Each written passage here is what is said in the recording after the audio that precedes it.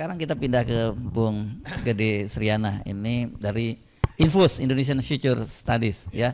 Ini salah satu penulis yang cukup produktif. Saya banyak baca tulisannya juga di Jakarta Post gitu ya. Oke, silakan. Ya tadi semua udah diungkapin ya sama Bu Fitri, Kang Ubed ya. Tapi saya coba dari angle yang berbeda ya. Barangkali nggak lepas nih dari pengamatan saya sampai hari ini terhadap Gen Z ya, baik itu di dalam kelompok gerakan mahasiswa maupun di dalam sosial media. Gen Z itu udah mahasiswa ya sekarang usianya? Ada yang udah kerja. Ada yang udah kerja. Ada yang udah kerja. Gen Z yang paling tua itu kira-kira 26-27. 26-27, oke. Ya, umur 26. Jadi gue akan memulai dengan statement bahwa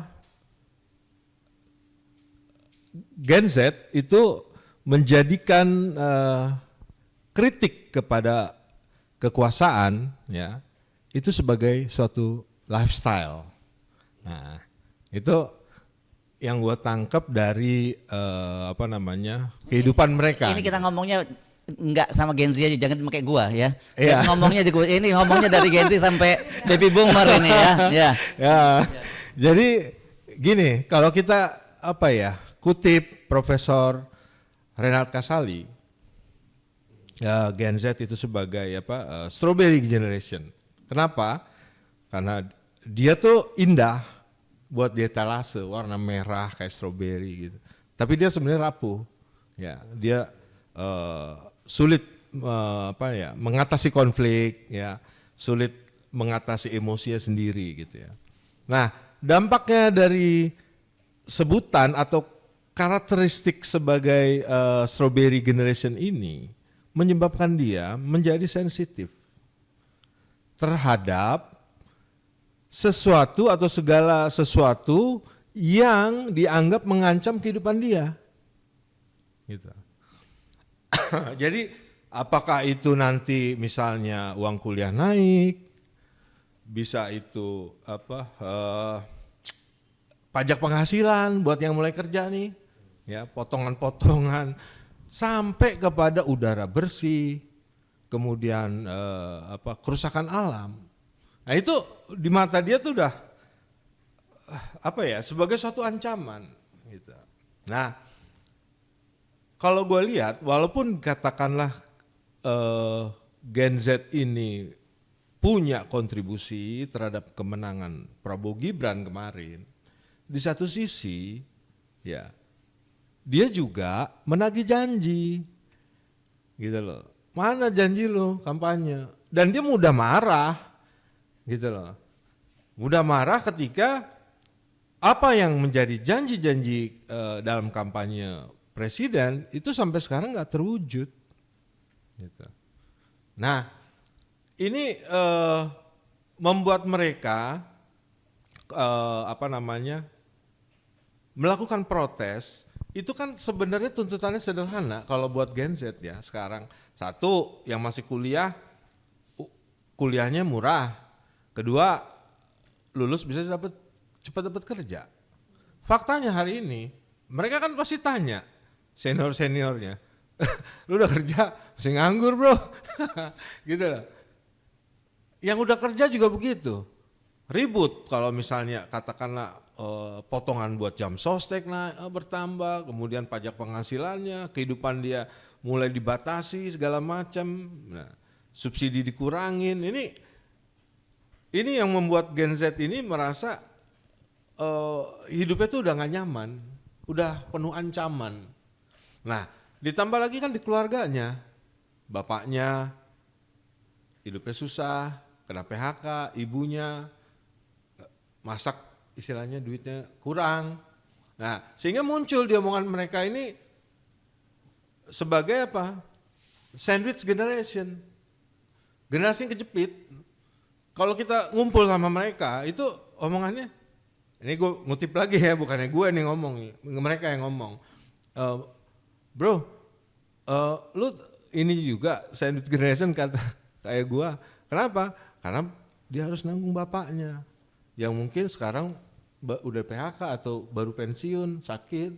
dan dia juga harus membiayai adiknya yang masih kuliah. Ya, ini kayak Avan ya, Avan ini kan sandwich generation dan Iya. cilakanya dia cuma lulusan SMP itu. Nah, Iya kan? gajinya UMR pula, gitu loh. Gajinya UMR pula. Nah itu omongan sandwich generation ini itu sudah umum di kalangan Gen Z, gitu. Nah jadi gue melihat perkembangannya ini di kalangan mereka itu ternyata ini sudah terjadi definisi pengertian dari aktivis. Aktivis hari ini nggak kasih kayak dulu lagi, gitu. Jadi mereka kerja masing-masing ya, kan mulai nih ya baru setahun 2 tahun kerja ya. Tapi mereka aktif, Mas Ersu, aktif mengkritik situasi.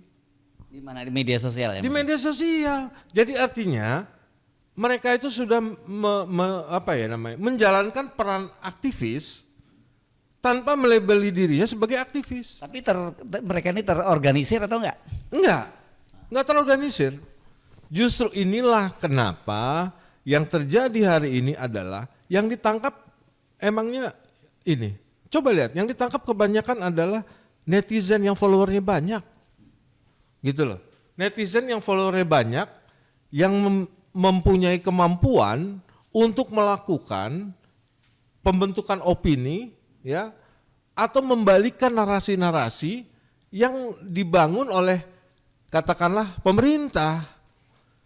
Gitu. Coba kita mundur ke belakang, bulan Juni ada hasil survei dari siapa tuh? LSI ya kalau nggak salah.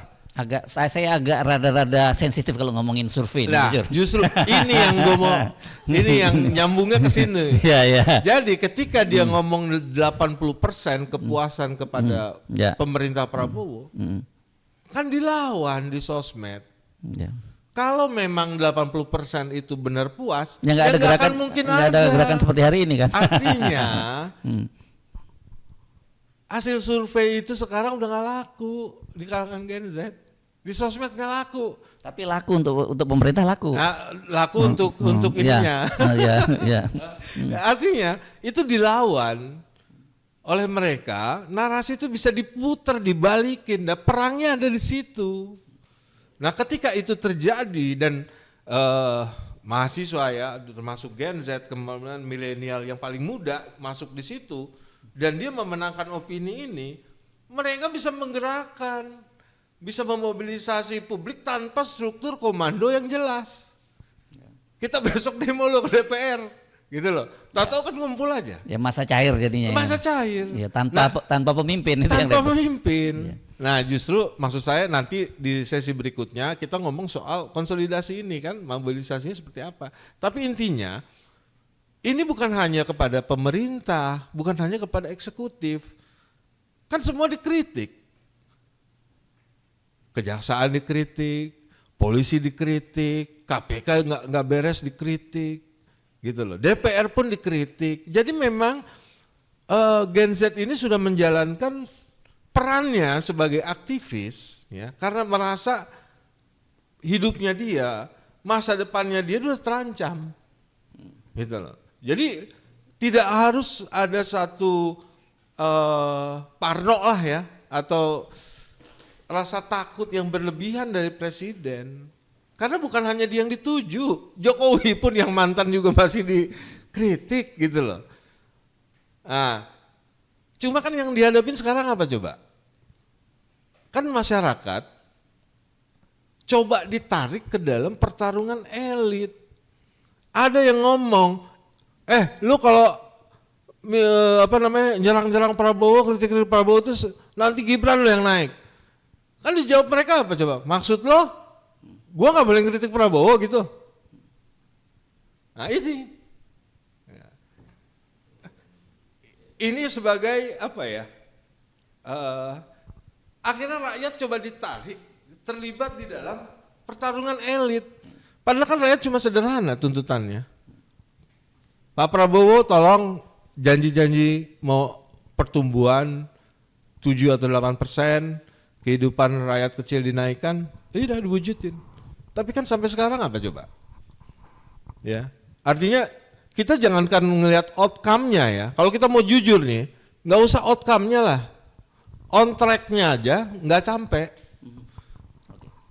Jangankan kita berharap outcome, on track aja nggak ada. Padahal kan rakyat butuh itu. Katakanlah Prabowo minta rakyat bersabar 3 bulan, Prabowo minta 6 bulan. Sekarang udah mau setahun ya Ben? Udah setahun.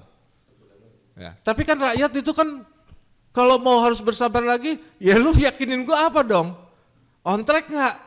Sedangkan yang terjadi adalah apa coba terakhir? Ya, bukan hanya soal dia efisiensi, di satu sisi dia mau efisiensi anggaran, tapi dia bikin struktur kabinet yang boros. Dia mau seremonial di iya, sampai dia bagi-bagi tanda jasa dan kehormatan ke kroni-kroninya, ke tim sesnya, gitu. Banyak yang orang yang tidak layak tapi diberikan tanda jasa dan tanda kehormatan. Ini kan bukan banyak yang tidak layak. Semua anggota kabinet itu tidak layak mendapatkan kehormatan karena mereka bekerja belum 1 tahun aja belum mereka bekerja. Iya. Gitu loh. Jadi kesimpulan saya sekarang melihat pandangan rakyat kepada Prabowo, kalau di awal-awal masa kampanye atau masa pemerintahannya dia sering menyebut tentang paradok Indonesia, ya kan? Begitu kan? Ngambil dari situ semua tuh. Hari ini justru rakyat melihat paradoks Prabowo. Ya. Paradoksnya ada di Prabowo sekarang. Ya. Gitu loh. Dia sering ngeluh. Ada banyak kebocoran. Ya. Negara nggak punya duit, sehingga dia harus efisiensi, ya. Negara harus cari utangan, bener nggak gitu kan? MBG, wah dia punya gagasan nggak punya duit segala macam. Terus dia nyebut banyak kasus-kasus korupsi di masa lalu, itu kan sebenarnya nyindir pemerintah sebelumnya. Gitu. Tapi apa yang dilakukan? Dia nggak ngapain juga kok. Dia cuma bisa mengeluh, tapi tidak bertindak gitu loh. Untuk misalnya kasus-kasus di masa pemerintahan sebelumnya ya dibongkar dong. Itu kan kalau duitnya balik bisa buat nyelamatin APBN. Gitu loh maksudnya. Jadi yang ditangkap orang itu sekarang adalah paradoks Prabowo. Itu aja.